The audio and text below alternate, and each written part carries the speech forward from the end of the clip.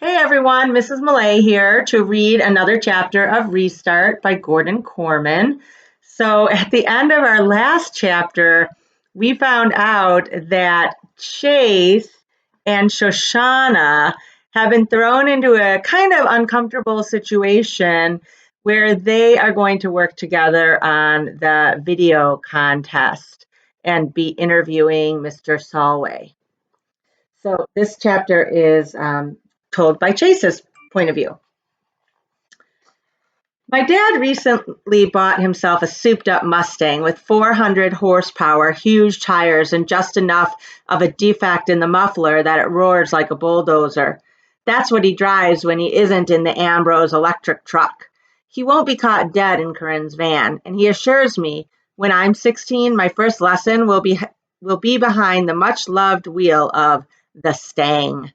I hope not, I tell him, because I won't be able to make out a single word over the engine noise. He laughs appreciatively. You won't be able to hear a police siren either, but you'll be able to outrun one. We pull up in front of my house and he kills the engine so we can hear each other scream. Thanks for dinner, Dad. Corinne's a good cook. The best. Helene's really fun, too. I guess we're turning into pretty good friends. He grimaces. Because you played princess with her. Yeah, well, we were going to have an ultimate fighting match, but we couldn't find an octagon. Dad doesn't crack a smile. I guess you never struck me as the kind of kid who'd care whether or not he's pretty good friends with a 4-year-old. I shrug. She used to be afraid of me. Isn't this better? She wasn't afraid of you exactly, but you were different then, tougher. Nobody messed with you. Think of Aaron and Bear, like that. I'm having flashbacks of my wonderful toughness, punching and shoving kids, kicking their heels out from under them in the halls. But it's not all bad stuff like that. I remember walking through the school with my shoulders back and my head held high. I remember feeling important and confident and powerful. Maybe some of that came from what a jerk I was, but surely not all of it. I was a star athlete and a state champion. I had a lot of friends. I was somebody in this town. It's not a crime to be proud of that. I reach for the door handle. Anyway, thanks again, Dad. One more thing, champ, he says quickly. There's this doctor. He's a sports medicine expert. So he has a lot more experience than that quack Cooperman. I talked to his office and he's willing to take a look at you to give us a second opinion. A second opinion? I echo. We know exactly what happened to me. What's a second opinion going to do? Get you on the field where you belong, he exclaims immediately. Even Cooperman admits you're recovered.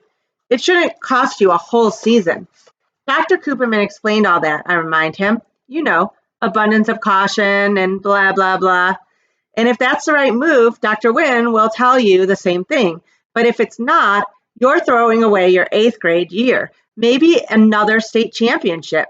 Nobody's ever won 2 in a row, not even me. His face is flushed with passion. There's no doubt in my mind that he's 100% sincere. Even more amazing, he's talking about me surpassing what he accomplished on the Hurricanes. Obviously, there's a lot I can't remember, but for him to suggest I might go beyond him, that he might be second best after me, that's huge. How could I not see this Wynn guy? He's a specialist, which means he knows more about sports injuries than anybody, including Dr. Cooperman. If he gives me the okay to play, then nobody can stop me. I'll tell Mom, I promise. Oh, God, no, he explodes. When I gawk at him, he adds, we don't want to worry her. She's got enough on her mind. I'll take you to Dr. Wynn. And when we get the all clear, then we'll find a way to bring it up to your mother. I don't want to get my hopes up too high. You mean if we get the all clear, I amend. Whatever. But I've got a feeling about this, champ. You'll have your old life back before you know it. My old life.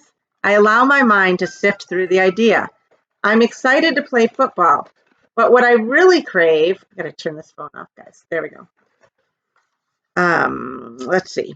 I'm excited to play football, but what I really crave is the chance to be me again, to make up with my best friends and mend fences with the team. Those feelings of self-assuredness and pride won't just come from memories anymore. It could all happen very soon. Bear snatches the pass out of the air, hugs the ball close to his body, and executes a lightning spin move around a lady pushing a baby carriage on the sidewalk. Watch it, she barks as the startled baby begins to scream. Sorry, I shout over my shoulder, and we continue along Portland Street, tossing the ball between the three of us. I'm not back on the team yet, but no one said I couldn't play a friendly game of catch as we make our way to community service. The friendly part is just for us. It doesn't include our fellow pedestrians, who run for their lives when they see us coming. Hey, cut it out! Watch where you're going! That's my head you almost took off! A 10-year-old kid lets loose a string of obscenities when we knock him off his bike. You kiss your mother with that mouth? Aaron crows gleefully. Laughing, I haul the kid and his bike upright and turn back just in time to see the ball screaming at my face.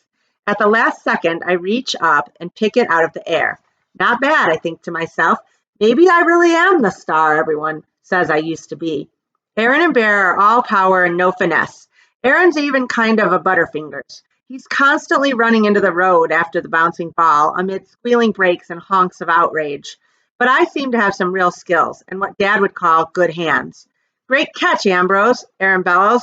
Now you see how much the Hurricanes need you. I grin, but don't tell them about the appointment Dad's going to set up with Dr. Wynne. I don't want them celebrating something that might not happen if this new doctor doesn't clear me to play. But he's going to. I feel it. When we get to the Portland Street residence, I spy Shoshana just stepping in the front door. Luckily, Aaron's looking the other way, and I throw Bear a bullet pass to make sure he doesn't see her.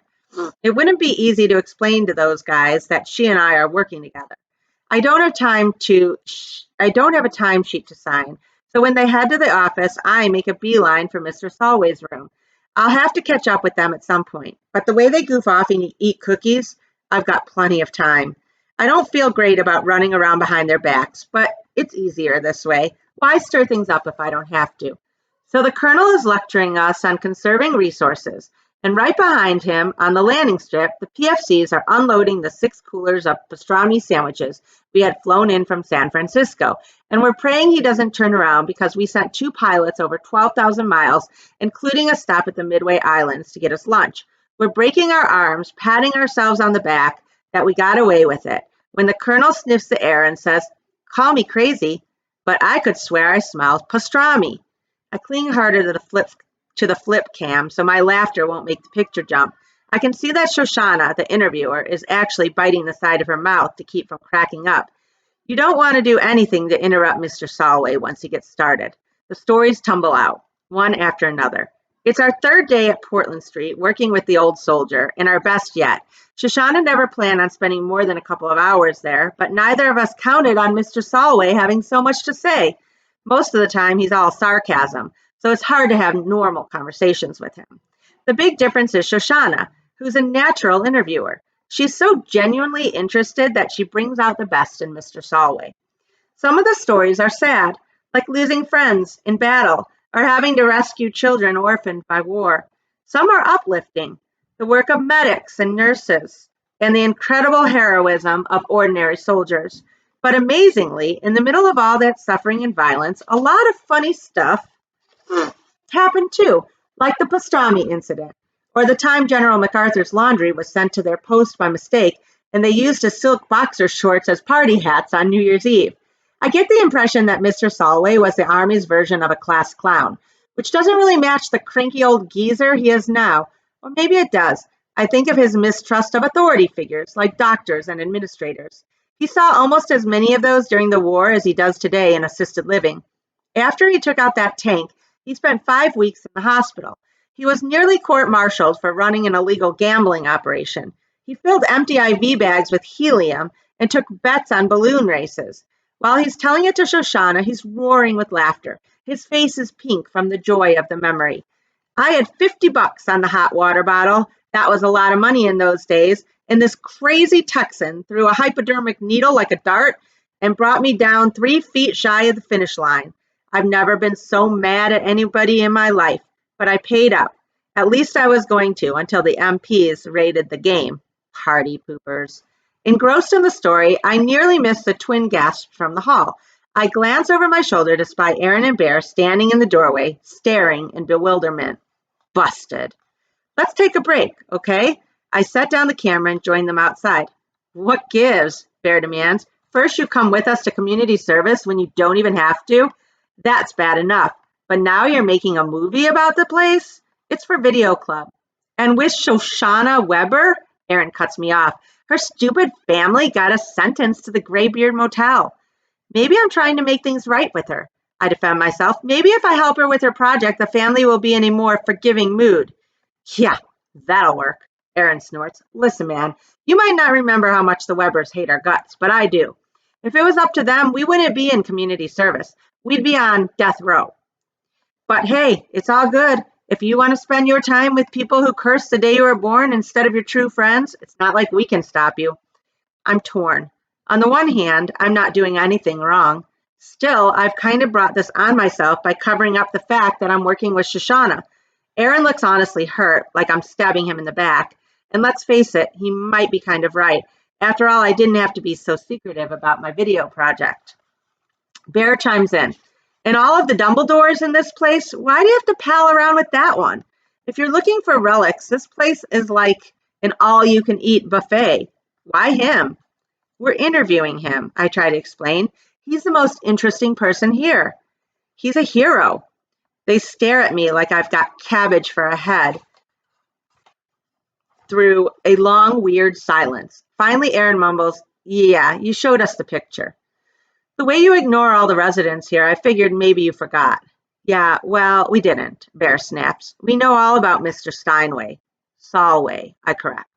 Aaron's annoyed. Listen, when you're practicing football 3 hours a day and doing community service because you have to, not because it's your hobby, you've got a lot more on your mind than remembering every old coot's name. Come on, Bear. Look who's talking about forgetting, Bear adds resentfully as they head down the hall. Way to go, Chase. I chew myself out as they round the corner. This is exactly what I was trying to avoid, and now they're ticked off at me. Worse, they feel like they can't trust me anymore. What next, huh? When I re-enter the room, the first thing I see is Mr. Solway's walker standing against the wall. The old soldier himself is up on his feet, directing Shoshana, who is pulling a heavy box out of the closet. You know, she's saying, I thought being in the army taught people to be more orderly. Mr. Solway throws his head back and guffaws loudly. I'm the exception to that rule. Some of the fellows, to this day, they make a bed so tight you could bounce a quarter off the blanket. Me, I always hated the spit and polish.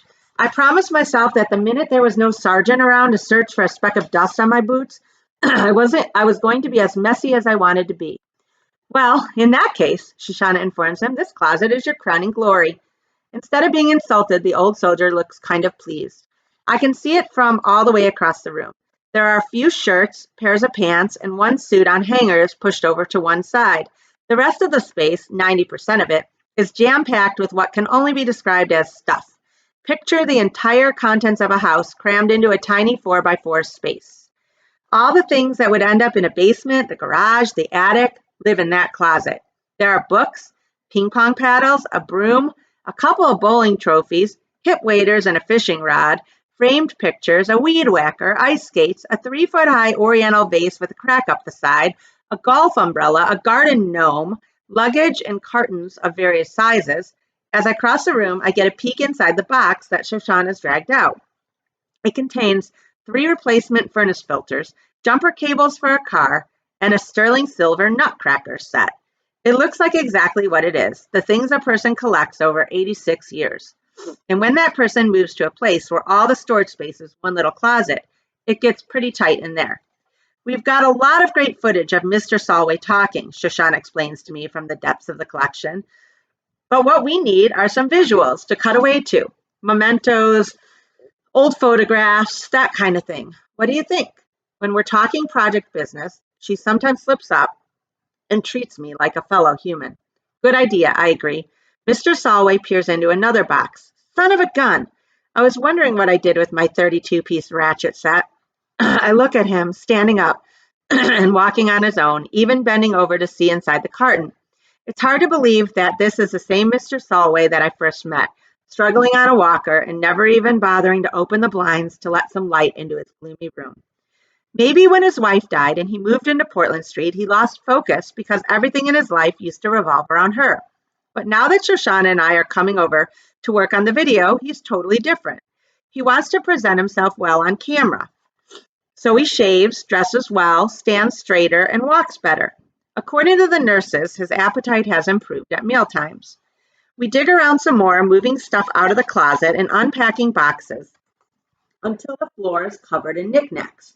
We do find a few things we can use in the video. Black and white photographs from the barracks in Korea, the Solway's wedding picture in a double frame with one from their 50th anniversary, his old military dog tags, and another set belonging to a buddy who was killed in the war.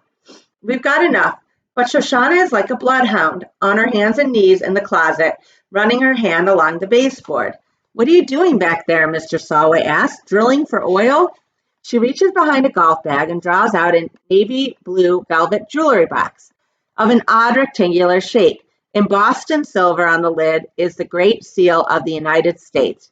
You found my medal, Mr. Solway exclaims in amazement. Glowing with discovery, Shoshana flips open the cover. The box is empty. Mr. Solway frowns. It must have fallen out. Shoshana and I give the closet floor a thorough inspection. No medal. She has a question. Mr. Solway, when was the last time you wore your medal? In this place? He's sarcastic. Lots of state occasions here.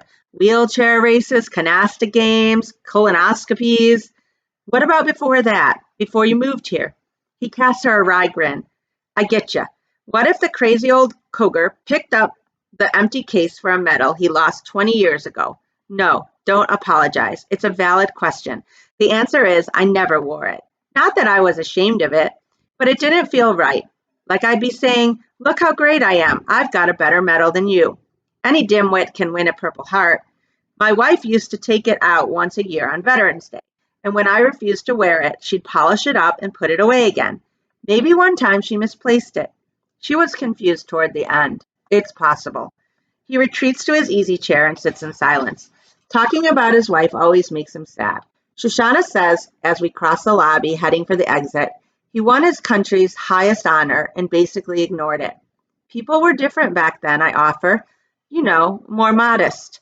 Yeah, sure, modest. But to care so little that you don't even bother to open the case to see if the medal's still there, and then hide it in the back of your closet behind a golf bag, you've got to be a real oddball. We're going through the sliding doors, which might be why she doesn't notice that I stagger for a split second. Missing medal. Empty case buried under tons of junk. Mr. Solway's medal wasn't lost. It was stolen. Somebody pocketed it and tossed the case where it would be hard to find. Who would do such a thing? There are plenty of possibilities. Portland Street is a busy place, with a big staff, doctors, nurses, attendants, service people. There were painters in recently. It could have been one of the other residents, or even a visitor. But as I run my mind over the range of suspects, an image keeps forcing itself in front of my eyes. I see a $20 bill in Mrs. Swanson's shaky hand. I see greedy fingers snatching it away. Bear. And Aaron gloating over all the pizza it would buy. Of course there's a big difference between $20 and the decoration awarded to a war hero to honor his bravery above and beyond the call of duty. But somebody greedy enough to take money from a confused old lady who thinks she's tipping room service, how could a guy like that pass up the chance to get his hands on something far more valuable? I must turn pale because Shoshana regards me in concern. Hey, are you okay? You look like you're about to face plant. I'm fine. I'm so not fine, but I keep my mouth shut. What kind of friend am I that I instantly suspect Aaron and Bear of stealing Mr. Solway's medal? What kinds of friends are they that it's so easy for me to believe they did it? Two hard questions followed by a third. What should I do now? So guys, this part of the story I think connects back to other parts of the story. Like earlier in the story when we had that part where Aaron and Bear were talking about Chase and how he's so different now and that he has something of theirs, something valuable that they don't really want to be found out about. I'm sort of connecting this part to that part. I want you to think about that and think how those two parts could be connected or related and form a prediction as we move forward here about what happened to the medal.